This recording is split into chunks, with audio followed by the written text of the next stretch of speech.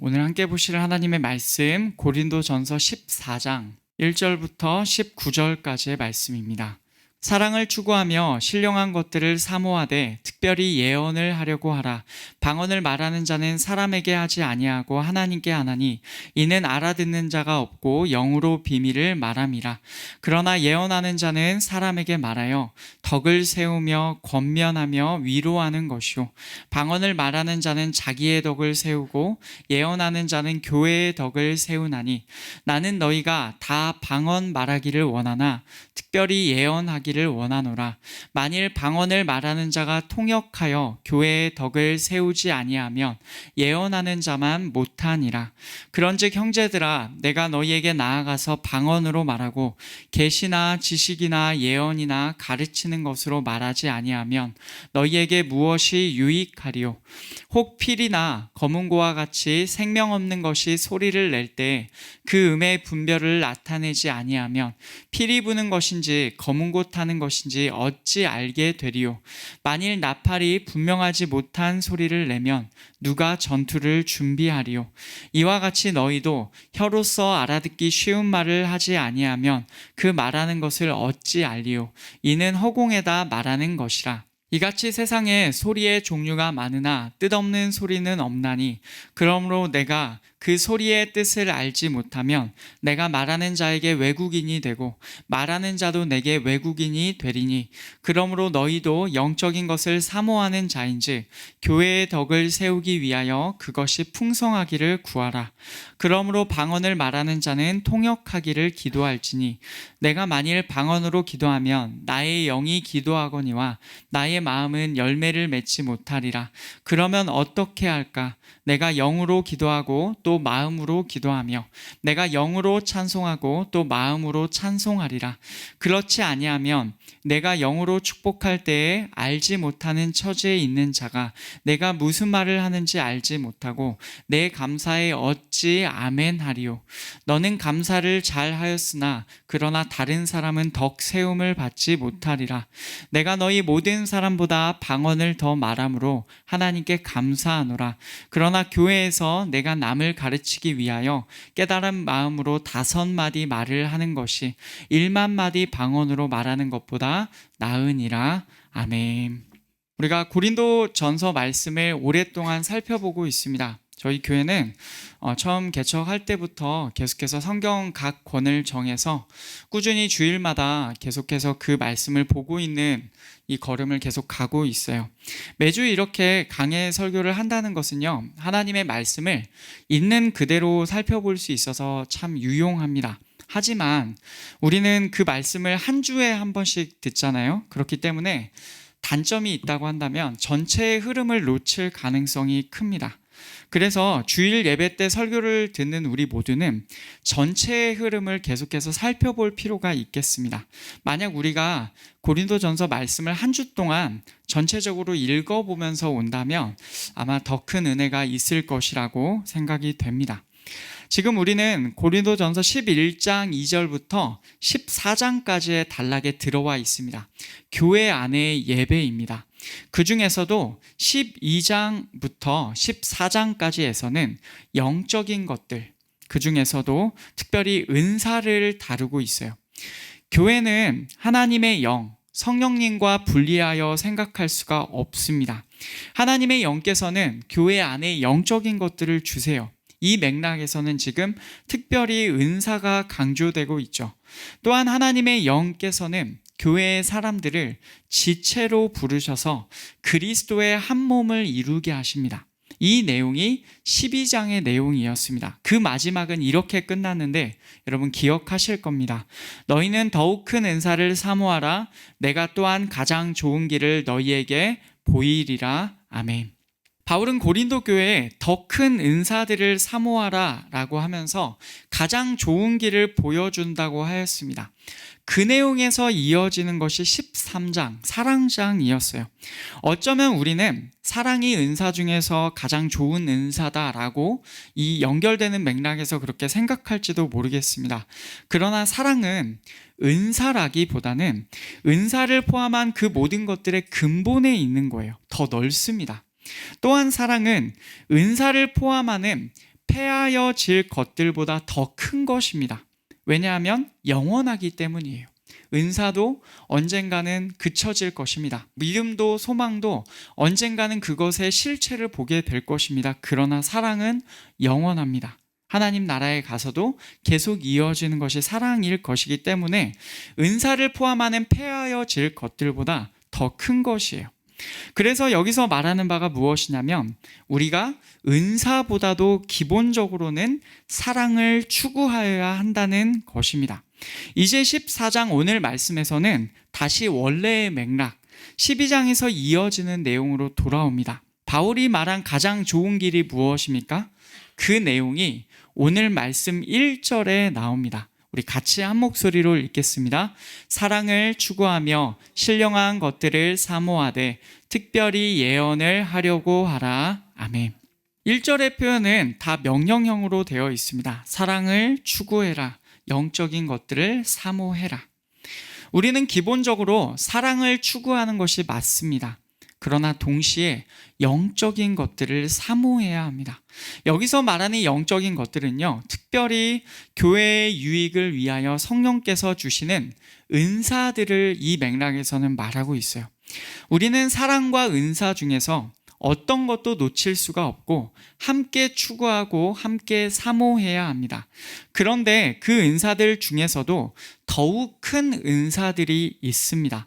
대표적으로 14장에서 바울은 방언과 대비되는 의미에서의 예언이 방언보다 더 크다고 말해요. 왜 예언입니까? 그리고 왜 방언은 예언과 비교가 되는 것입니까? 이 말씀을 살펴보면서 오늘 우리에게 주시는 하나님의 말씀을 잘 듣기 원합니다. 우선 고린도 교회의 상황을 먼저 생각해 보려고 합니다. 오늘 말씀 곳곳을 보면요, 고린도 교회는 지금 어떤 상황이냐면 굉장히 성령을 사모하고 있었습니다. 그러므로 너희도 영적인 것을 사모하는 자인즉 이라고 12절에서 말합니다. 그리고 16절을 보시면 내가 영으로 축복할 때에 라고 하죠. 이 말이 어떤 말이냐면 고린도 교회 사람들이 영적인 것들을 굉장히 사모했어요. 그래서 더 구체적으로는 특별히 방언의 은사에 있어서 무척 강조했던 것으로 보여요.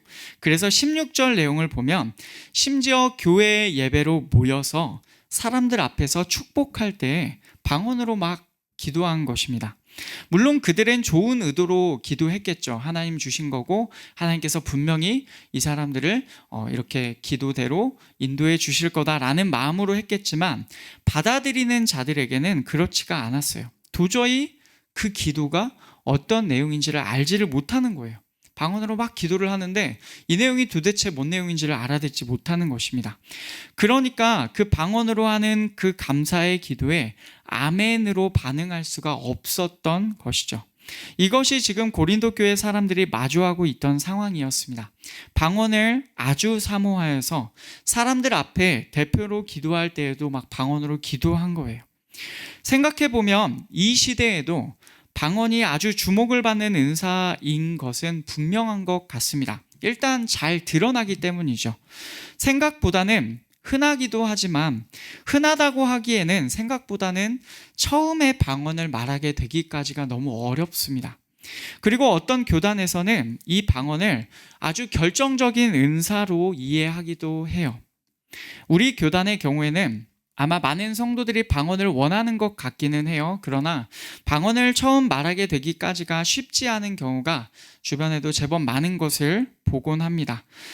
그러다가 방언을 말하지 못하는 자신의 모습에 상처를 받기도 하는 것이 아마 우리 교단의 보통의 모습인 것 같아요. 혹은 거기서 더 나아가서 내가 받지 못하니까 아예 방언을 부정하거나 은사를 주시는 성령을 신뢰하지 않는 데까지 나아가는 경우도 저는 종종 보았습니다. 그러나 사도 바울은 오늘 말씀에서 이와 같은 생각에 철저하게 반대의 입장을 취하고 있습니다. 방언은 분명히 존재하며 하나님의 영께서 성도에게 주시는 은사다라고 그렇게 말해요. 바울이 방언에 관하여 어떻게 생각하는지를 더 깊이 보겠습니다. 2절부터 나오는 내용을 보면 방언과 예언을 비교하면서 설명해요. 방언을 말한다는 것은 사람에게가 아니라 하나님께 말을 하는 것입니다. 방언은 아무도 알아듣지를 못해요. 사람에게 하는 말이 아닌 겁니다. 제가 여러분께 이렇게 설교의 자리에 나와서 우리말로 이렇게 얘기를 하면 여러분이 알아들으시죠? 그런데 방언은 아무도 알아듣지를 못합니다. 영으로 비밀을 말하는 것이라 라고 하죠. 하나님의 영 안에서 비밀을 말하는데 그것이 하나님께로 향해요.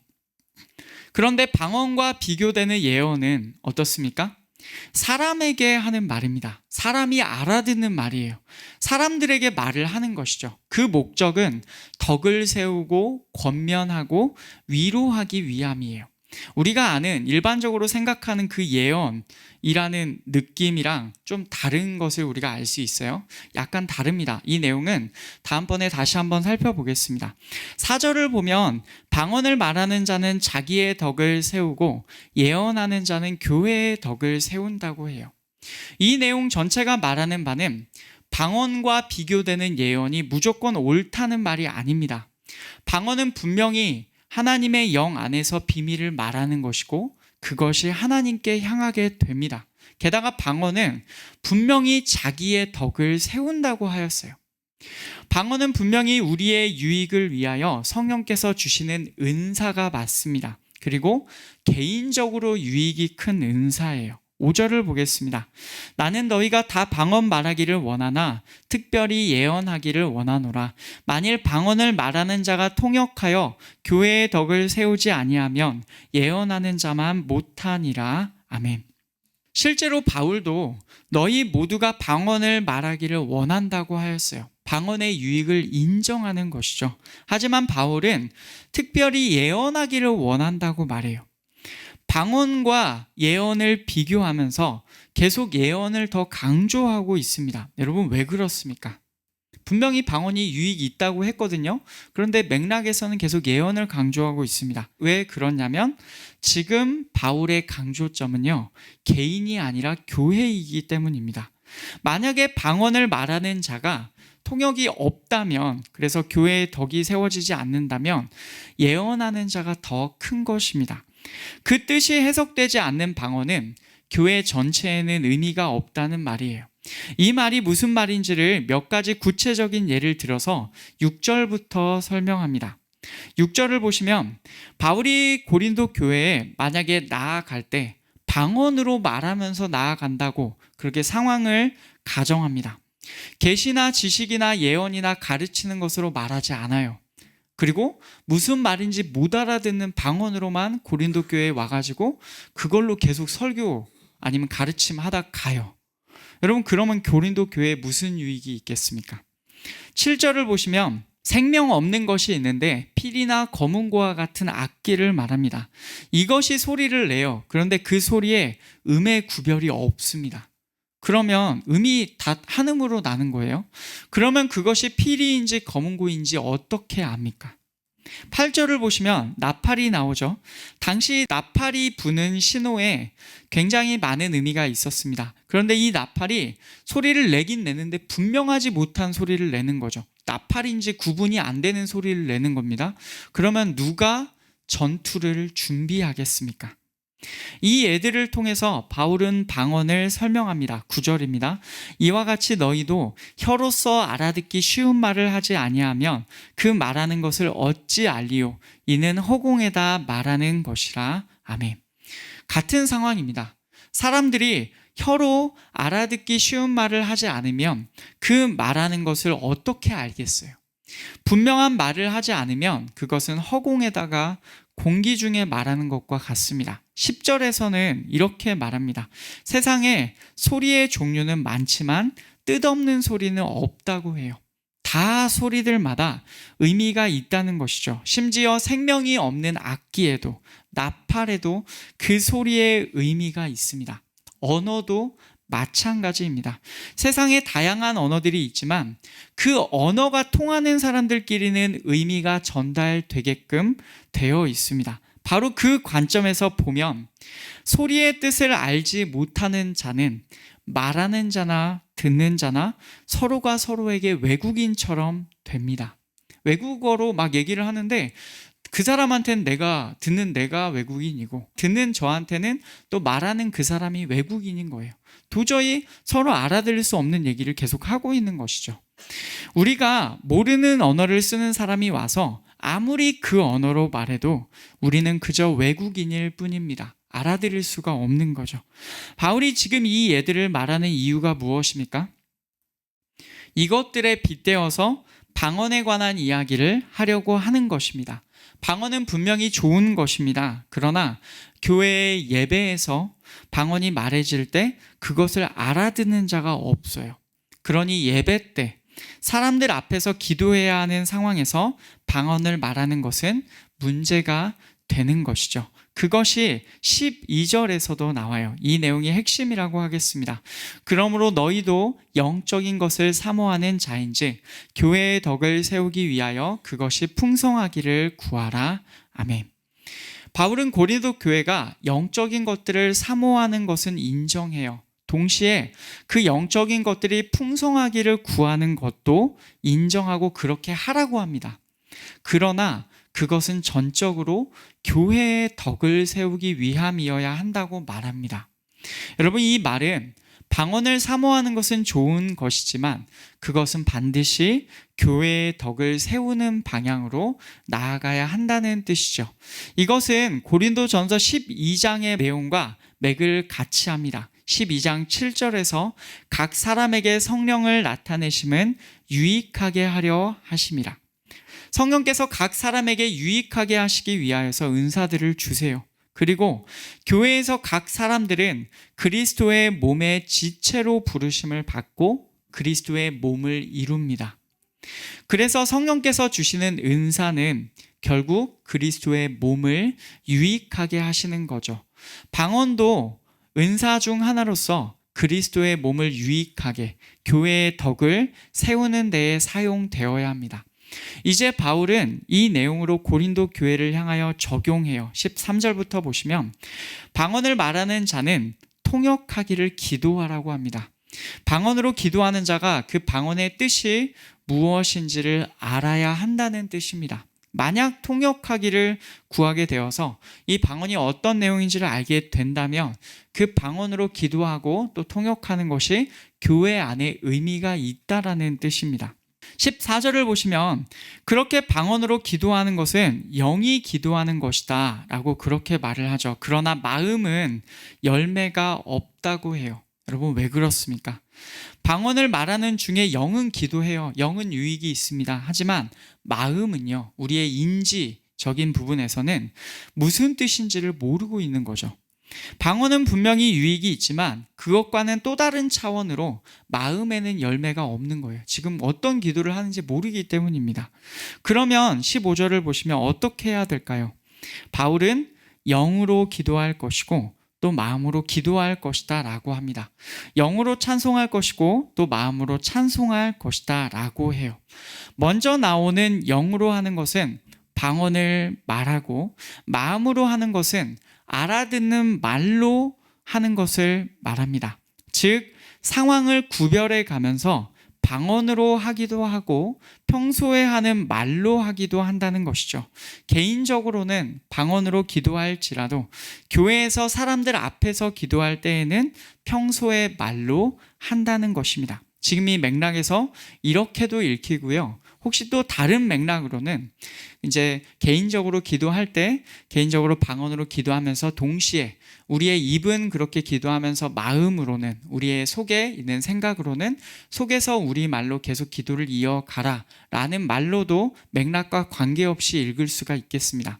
하지만 이 맥락 자체에서는 영으로 기도할 때가 있고 마음으로 기도할 때가 있다. 그러니까 우리가 쓰는 말로 기도할 때가 있다라는 그 말로 하는 것이죠. 바울은 고린도 교회도 그렇게 하라고 말하고 있습니다. 만약 그렇지 않으면 일어나는 일이 16절, 17절에 나와요. 예배 시간에 영으로 축복한다면, 만약 방언으로 축복한다면 그 방언을 알아듣지 못하는 자가 도저히 아멘으로 반응할 수가 없는 것이죠. 분명히 방언으로 기도한 자는 좋게 감사하였지만 다른 자에게는 덕이 세워지지가 않는 것입니다. 결국 고린도 교회는 예배 시간에 사람들 앞에서 대표로 기도할 때에는 방언을 하지 말아야 했습니다. 이제 바울은 이 단락의 결론을 말합니다. 18절과 19절이에요. 내가 너희 모든 사람보다 방언을 더 말함으로 하나님께 감사하노라. 그러나 교회에서 내가 남을 가르치기 위하여 깨달은 마음으로 5마디 말을 하는 것이 1만마디 방언으로 말하는 것보다 나으니라. 아멘. 그는 방언을 부정하지 않았습니다. 오히려 자신이 너희 모든 자들보다 더욱 방언으로 말하는 것 때문에 감사하다고 해요. 하지만 교회의 예배에서는 그렇지가 않습니다. 1만마디 방언보다 남을 가르치기 위하여 마음으로 5마디 말을 하는 것이 낫다고 해요. 바울은 철저하게 사람들이 알아들을 수 있도록 교회의 덕을 세우기 위하려는 목적으로 말을 하고 있습니다. 여러분, 이것이 오늘 말씀입니다. 당시 고린도 교회가 얼마나 은사를, 특별히 방언을 사모하였는지를 우리가 알 수가 있습니다. 그러나 그 방언은 개인의 유익을 위한 것은 맞습니다만은 해석되지 않으면 교회에는 의미가 없습니다. 마치 의미 구별되지 않는 악기나 외국인의 말처럼 사람들 모두에게는 들릴 뿐입니다. 이것은 은사가 기본적으로 교회의 덕을 세우기 위하여 그렇게 은사를 하나님께서 주신다라는 그 원칙에서 어긋납니다. 이 방언의 은사는 통역됨 없이 예배 시간, 대표 기도 때 사용되면 교회에 유익을 주지 않는 것이죠. 그래서 방언을 말하는 자들은 반드시 그것이 해석되기를 구하여야 합니다. 만약 방언이 통역되지 않는다면 대표 기도 때에 방언으로 말하지 말아야 해요. 영으로 기도할 때도 있지만 사람들 앞에서는 알아듣는 말로 기도해야 한다는 것입니다. 즉, 방언을 포함하는 모든 은사는 교회의 유익을 위하여 사용되어야 한다는 말을 여기서 하고 있는 것입니다. 여러분, 그러면 이 말씀을 우리는 어떻게 받아야 하겠습니까? 우리는 기본적으로 1절과 2절에서 나온 것처럼 사랑을 기본으로 하되 은사를 구하여야 합니다. 왜냐하면 그 은사를 주시는 분은 성령 하나님이세요. 그리고 교회의 유익을 위하여 주시는 것이기 때문입니다. 우리에게는 성령께서 주시는 은사가 필요합니다. 이 땅에서 교회를 이루고 또 하나님의 능력을 받아서 우리가 이 땅을 살기 위해서는 우리 안에 정말로 성령께서 주시는 은사가 필요합니다. 우리가 교회가 서로를 세우기 위해서 이 은사가 필요한 거예요. 특별히 방언은 영으로 비밀을 말하는 것이기 때문에 개인에게는 매우 큰 유익이 됩니다. 바울 역시도 자신의 방언에 감사하였을 정도였고 모든 자들이 방언을 말하기 원한다고 하였죠. 이렇게 방언에는 유익이 분명히 있기 때문에 사도의 말처럼 여러분 방언 말하기를 사모하십시오. 이것이 성경의 가르침입니다. 그러나 이 방언은 영으로 기도하는 것이기 때문에 우리의 마음은 열매를 맺지 못합니다. 따라서 방언을 말하는 자는 반드시 그 말이 해석되기를 위하여 함께 기도해야 합니다. 지금 영으로 기도하는 내용이 무슨 내용인지를 하나님께 여쭙고 하나님 알려주십시오 라고 구해야 되는 거죠. 그런데 이 방언은 교회의 공적인 예배에서 사람들이 모두가 내 말을 듣고 있는 상황에서는 사용되지 않아야 합니다. 예를 들어서 대표 기도를 방언으로 한다고 했을 때 그것은 교회의 덕을 세우지 못합니다. 여러분, 왜 그런지 지금까지 들어서 잘 아실 거예요. 오히려 교회의 덕을 세우기 위해서는 방언보다 예언이 더 좋습니다. 예언은 물론 분별이 필요하긴 하지만 적어도 알아들을 수는 있기 때문에 그렇습니다. 그러면 고린도 교회에서는 왜 그런 일이 있었을까요? 사랑이 지금 고린도 교회 안에는 없었던 것으로 보입니다. 그래서 12장과 14장 사이에서 사랑 이야기를 바울이 한 거예요. 그 사랑의 특성을 우리가 암송한 구절을 다시 보시면 더 구체적으로 말하면 아마 고린도 교회 안에서 시기하고 자랑하고 교만한 부분이 있었던 것으로 생각이 됩니다. 그래서 사랑의 특징을 이런 식으로 묘사하였는데 아마 여기에 있는 내용들이 고린도 교회에 그대로 적용될 항목들이었을 것입니다. 우리는 바로 이 부분에서 중요한 원칙을 하나 깨달을 수가 있어요. 우리가 교회 안에서 하는 생각이나 말이나 행동이 그리스도의 몸에 어떤 영향을 미치는지를 고민해야 한다는 것입니다. 우리가 지체로서 그리스도의 몸을 이루고 있는 교회를 항상 인식해야 한다는 거예요. 교회 안에서 나 혼자 신앙생활을 하는 것이 아님을 기억해야 합니다. 지금 고린도 교회는 계속해서 그 문제에서 넘어지고 있었어요. 한번 돌아보실까요? 분열의 문제, 음행의 문제, 세상 법정으로 뭔가 송사를 갖고 가는 문제, 우상의 제물의 문제, 그리고 성찬에 먼저 임하여서 뒤에 오는 사람들이 먹을 것이 없게 만들어버리는 문제. 돌아보면 전부 다 사랑과는 거리가 먼 문제들입니다. 우리는 고린도 교회의 모습에서 벗어나서 항상 교회를 인식하면서 자기에게 파수꾼을 세워야 하겠습니다. 그것이 중요한 이유는 우리가 속한 교회라는 이 몸의 머리가 그리스도이시기 때문입니다. 그 말은 결국 우리의 모든 행동을 그리스도께서 판단하신다는 말입니다. 그분이 보시기에 합당하게 우리가 그렇게 살아야 그분께 인정함을 받고 또 그분께 복을 받는다는 것이죠. 여러분, 이것을 항상 기억하시기를 원해요. 나 혼자 신앙생활하는 것이 아니라 우리가 몸을 이루고 있는 이 교회 안에서 나의 모든 행동들이, 나의 모든 말들이 다 영향을 미친다. 그리고 이 모든 것들을 그리스도께서 판단하고 계신다. 이것을 항상 기억하시고 그분께서 보시기에 합당하게 사랑 안에서 교회의 덕을 세워가는 우리가 되기를 간절히 축복합니다. 말씀을 맺겠습니다. 우리는 사랑을 추구하면서 영적인 것들을 사모하되 교회의 유익을 항상 생각해야 합니다. 목회자로서 저는 여러분들이 방언을 말하게 되기를 원합니다. 물론 예언도 나타나기를 바랍니다. 하나님께서 우리가 기도하는 중에 예언이라고 해서 먼 미래일 그런 것이 아니라 우리 모두에게 각자에게 주시는 마음들이 있었으면 좋겠습니다. 다른 여러 은사들도 성령 안에서 그리고 교회의 질서 안에서 우리 가운데 나타나기를 소원해요. 그러나 이 모든 것 위에 그리스도의 몸된 교회를 항상 인식하고 배려하고 생각하기를 원합니다. 여러분, 그래야 합니다. 그것이 바로 머리이신 그리스도께 정말로 칭찬을 드릴 수 있는 길인 것이죠. 그렇게 가장 좋은 길인 사랑을 놓치지 않고 성령의 은사가 우리 가운데 충만히 넘쳐서 교회를 세워가는 우리가 되기를 간절히 축복합니다.